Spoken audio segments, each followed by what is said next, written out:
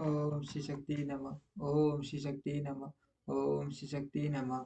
स्वामी कार्तिकेय और गणेश की बाल लीला दोनों का परस्पर विवाह के विषय में विवाद। शिवजी द्वारा पृथ्वी ही परिक्रमा का आदेश। कार्तिकेय का प्रस्थान, गणेश का माता पिता की परिक्रमा करके उनसे पृथ्वी परिक्रमा स्वीकृति कराना। विश्व विश्व स्वरूपी स्वरूप की सीधी और बुद्धि नामक दोनों कन्याओं के साथ साथ साथ सिद्धि और बुद्धि नामक दोनों कन्याओं के साथ गणेश का विवाह और उससे सेम तथा लाल लाभ तथा और उनसे सेम तथा लाभ नामक पुत्रों की उत्पत्ति कुमार का पृथ्वी परिक्रमा करके लौटना और शुभ होकर कौंटा पर्वत पर चला जाना। कुमार खंड के सर्वे की महिमा।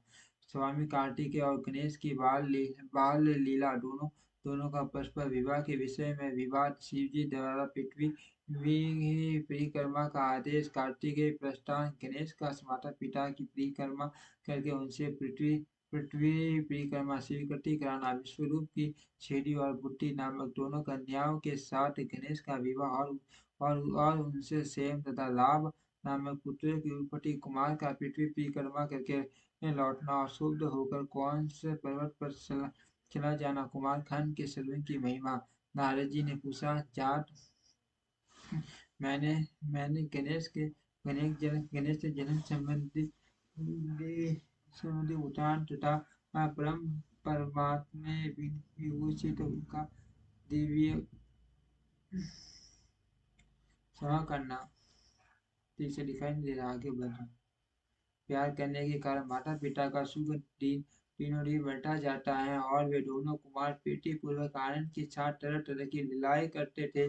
मुनीश्वर वे दोनों बालक स्वामी कार्तिक और गणेश भक्ति पूरी सिद्ध से सदा माता पिता की परिचर्या किया करते थे। इससे माता पिता का मान स्नेह सन्मुख और गणेश पर शुक्ल पक्ष के चंद्रमा की बातें दिन प्रतिदिन बढ़ता ही गया। एक समय शिव और शिवा दोनों प्रेम पूर्वक एकांत में बैठकर यह विचार करने लगे कि हमारे ये दोनों पुत्र विवाह विवाह के योग्य हो गए। अब इन दोनों का शिव विवाह कैसे संपन्न हो। हमें तो जैसे जैसे सदानंद प्यारा है, वैसे ही गणेश भी ऐसी चिंता में पड़कर वे दोनों लीला बस आनंद मगन हो गए। उन्हें माता पिता के विचारों को जानकर उन दोनों पुत्रों के मन में भी विवाह की इच्छा जाग उठी। विवाह की इच्छा जाग उठी। वे दोनों पहले मैं विवाह करूंगा ये जो बारंबार कहते हुए परस्पर विवाह करने लगे। तब जगत के अधीश्वर वे दोनों दंपति पुत्रों की बात सुनकर लौकिक आचार का आश्रय ले परम विस्मय प्राप्त हुए। कुछ समय बाद उन्होंने अपने दोनों पुत्रों को बुलाया और उनसे इस प्रकार कहा। शिव पार्वती बोले, सुपुत्रो सुपुत्रो सुपुत्रो, हम लोगों ने पहले ही एक ऐसा नियम बना रखा है जो तुम दोनों के लिए सुखदायक होगा। अब हम यथार्थ रूप से उसका वर्णन करते हैं। तुम लोग प्रेम पूर्वक सुनो। प्यारे बच्चों, हमें तो तुम दोनों पुत्र समान ही प्यारे हो। किसी पर विशेष प्रेम प्रेम हो ऐसी बात नहीं है। आज हमने तुम लोगों के विवाह के विषय में एक ऐसी शर्त बनाई है जो दोनों के लिए कल्याणकारी है। वह शर्त यह है कि जो सारी पृथ्वी की परिक्रमा करके पहले पहले लौट आएगा उसी का शुभ विवाह पहले किया जाएगा। ब्रह्मा जी कहते हैं, उन्हें माता पिता की यह कथा माता पिता की यह बात सुनकर शरद जन्मा महाबली कार्तिकेय तुरंत ही अपने स्थान से पृथ्वी की परिक्रमा करने के लिए चल दिए। परंतु अगाध बुद्धि संपन्न गणेश वहीं खड़े रहे। वे अपनी उत्तम बुद्धि का आश्रय ले बारंबार मन में विचार करने लगे कि अब मैं क्या करूं, कहाँ जाऊं। परिक्रमा तो मुझसे हो ही नहीं सकेगी, क्योंकि क्योंकि कोस भर चलने के बाद आगे आगे मुझे चला जाएगा नहीं। फिर सारी पृथ्वी की परिक्रमा करके मैं कैसे सुख प्राप्त कर सकूंगा। ऐसा विचार कर गणेश ने जो कुछ किया उसे सुनो। उन्होंने अपने घर लौटकर विधि पूर्वक स्नान किया और किया और माता पिता से इस प्रकार कहा। गणेश जी बोले बोले पिताजी एवं माता जी, मैंने आप लोगों की पूजा करने के लिए यहाँ दो आसन स्थापित किए हैं। आप दोनों इस पर विराजिए और मेरा मनोरथ पूर्ण कीजिए। ब्रह्मा जी कहते हैं उन्हें गणेश की बात सुनकर पार्वती और परमेश्वर उनकी पूजा करने के लिए आसन पर विराजमान हो गए। तब गणेश ने उनकी विधि पूर्वक पूजा की और बार-बार प्रणाम करते हुए उनकी 7 बार प्रदक्षिणा की। बेटा नारद गणेश तो बुद्धि सागर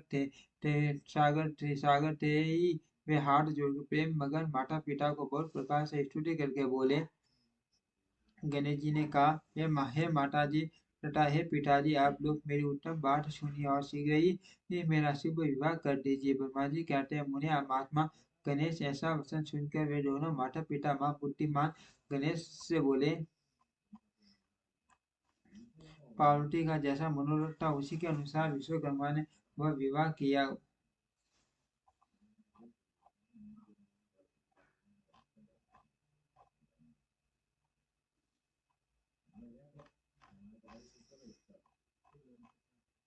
पार्वती का जैसा मनोरथ था उसी के अनुसार विश्वकर्मा ने वह विवाह किया। उसे देखकर ऋषियों तथा देवताओं को परम हर्ष प्राप्त हुआ। उन्हें गणेश को भी उन दोनों पत्नियों से मिलने से जो सुख प्राप्त हुआ उसका वर्णन नहीं किया जा सकता। कुछ काल के 50 महात्मा गणेश के उन दोनों पत्नियों से 2 दिव्य पुत्र उत्पन्न हुए। उनमें गणेश पत्नी सिद्धि के गर्भ से सेम नामक पुत्र पैदा हुआ और बुद्धि दिए गए गर्भ से जिस परम सुंदर पुत्र ने जन्म लिया उसका नाम लाभ हुआ। इस प्रकार जब गणेश असीमत सुख का भोग करते हुए निवास करने लगे तब दूसरे पुत्र स्वामी कार्तिकेय पृथ्वी की परिक्रमा करके लौटे। उस समय नारद जी ने आकर कुमार स्कंद को सब समाचार सुनाए। उन्हें उन्हें उन्हें सुनकर कुमार के मन में बड़ा शोक हुआ और वे माता पिता शिव के द्वारा रोके जाने पर भी न रुक कर कौन से पर्वत की ओर चले गए।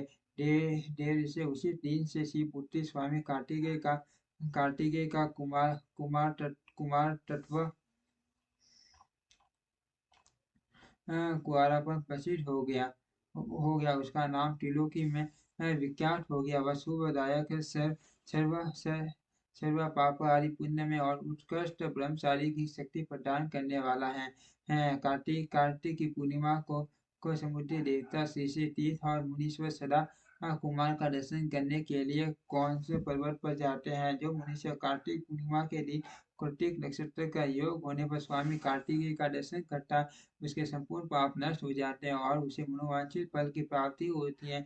इधर स्कंद का विषय हो जाने पर उमा को मान दुख हुआ। उन्होंने दिन भाव से अपने स्वामी शिव से कहा, प्रभु आप मुझे साथ लेकर वहां चलिए। प्रिया सुख देने तब प्रिया को सुख देने के निमित्त स्वयं भगवान शंकर एक अंश से उस पर्वत पर गए और सुखदायक मिलकर अर्जुन नाम ज्योतिर्लिंग रूप में वहां प्रतिष्ठित हो गए। वे सत्पुरुषों की गति तथा अपने अपने सभी भक्तों के मनोरथ पूर्ण करने वाले हैं।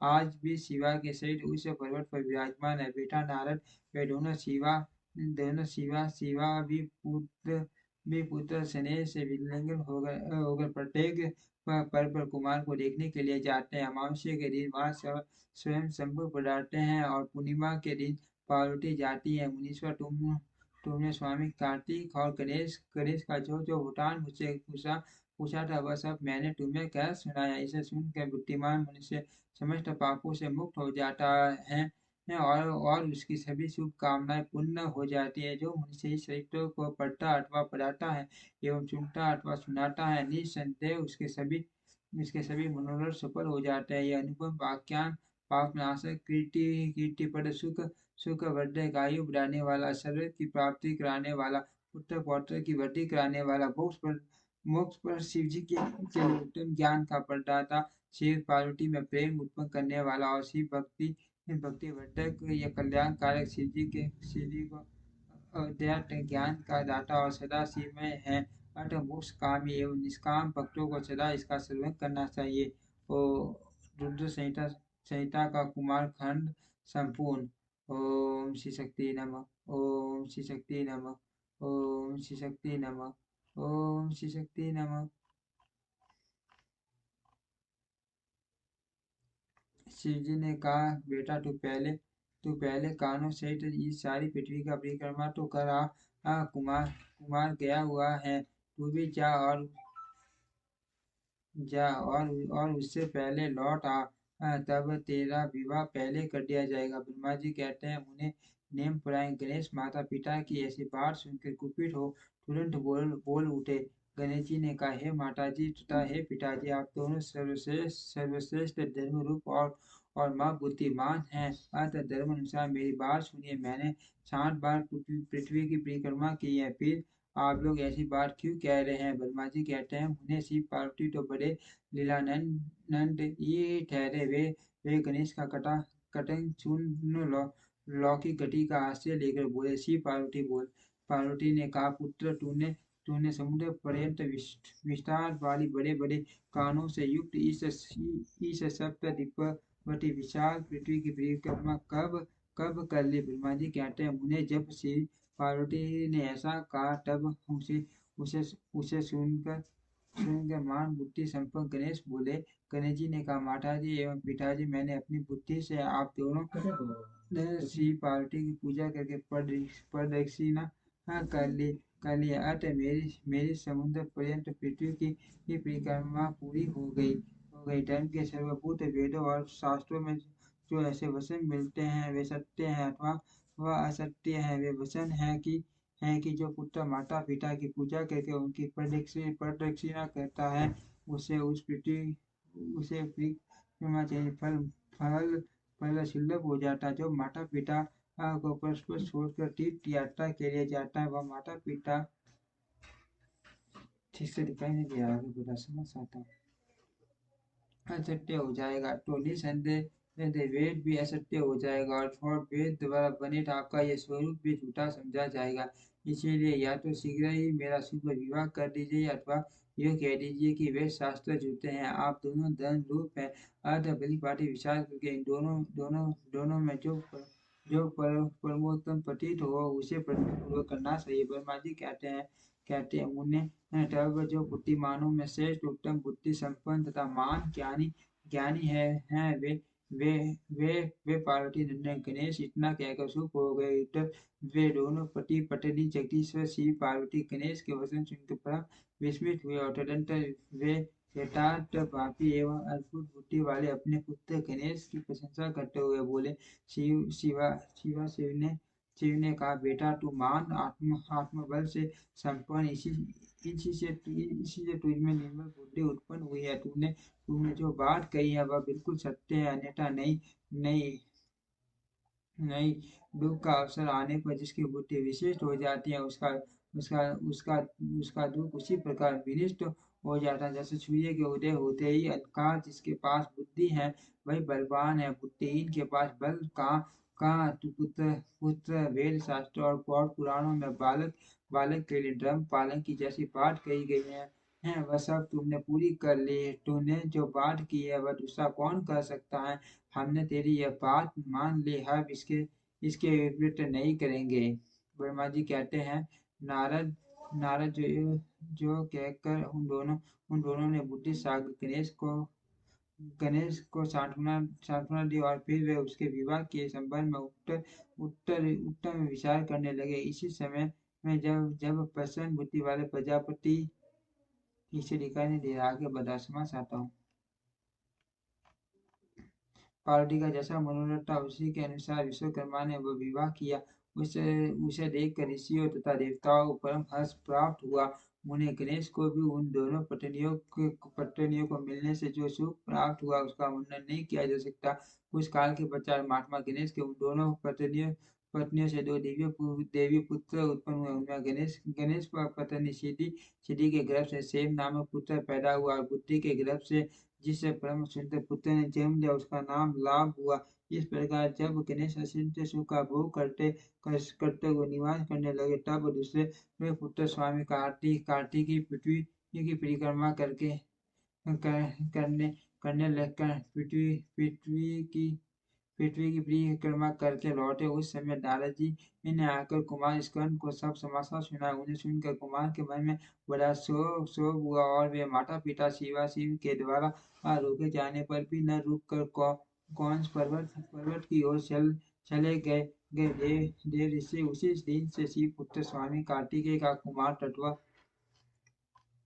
कुआरापन प्रसिद्ध हो गया। उनका उनका नाम त्रिलोकी में विख्यात हो गया। वह शुभ दायक, सर्व पापहारी, पुण्य में और उत्कृष्ट ब्रह्मचर्य की शक्ति प्रदान करने वाला। कार्तिक कार्तिक पूर्णिमा को सभी देवता, ऋषि, तीर्थ और मुनि वत्सला कुमार का दर्शन करने के लिए कौवस पर्वत पर जाते हैं। और जो मनुष्य कार्तिक पूर्णिमा के दिन कृत्तिका नक्षत्र योग होने पर स्वामी कार्तिकेय का दर्शन करता है, उसके संपूर्ण पाप नष्ट हो जाते हैं और उसे मनोवांछित फल की प्राप्ति होती है। इधर स्कंद का विश्व विश्व दोष विश्व हो जाने पर उमा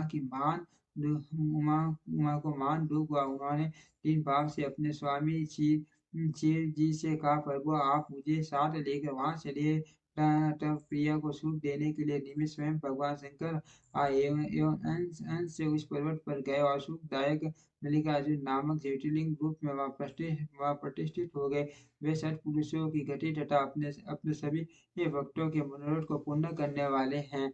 वे वे आज भी शिवा के सहित उस पर्वत पर विराजमान है। बेटा नारद वे दोनों शिवा शिवा और शिव भी पुत्र सने से विरह होकर प्रत्येक पर्वत पर कुमार को देखने के लिए जाते हैं। अमावस्या के दिन वह स्वयं शंभु पधारते हैं और पूर्णिमा के दिन पार्वती जाती है। मुनिवर तुमने स्वामी कार्तिकेय और गणेश का जो वरदान मुझसे पूछा था वह सब मैंने तुम्हें कह सुनाया। इसे सुनकर बुद्धिमान मनुष्य समस्त पापों से मुक्त हो जाता है और उसकी सभी शुभ कामनाएं पूर्ण हो जाती है। जो मनुष्य इस चरित्र को पढ़ता है अथवा पढ़ाता है एवं सुनता अथवा सुनाता है, निसंदेह उसके सभी मनोरथ सफल हो जाते हैं। यह अनुपम आख्यान पाप नाशक, कीर्ति सुख वर्धक, आयु बढ़ाने वाला, सर्व की प्राप्ति कराने वाला, पुत्र पौत्र पौत्र की वृद्धि करने वाला, मोक्ष पद की शिव जी के उत्तम ज्ञान का प्रदाता, पर्वतों में प्रेम उत्पन्न करने वाला और शिव भक्ति में वर्धक है। यह कल्याणकारक शिव जी के अद्वैत ज्ञान का दाता और सदा शिवमय है। अतः मोक्षकामी एवं निष्काम भक्तों को सदा इसका श्रवण करना चाहिए। ओम श्री शक्ति नमः। रुद्र संहिता का कुमार खंड संपूर्ण। ओम श्री शक्ति नमः। ओम श्री शक्ति नमः। ओम श्री शक्ति नमः।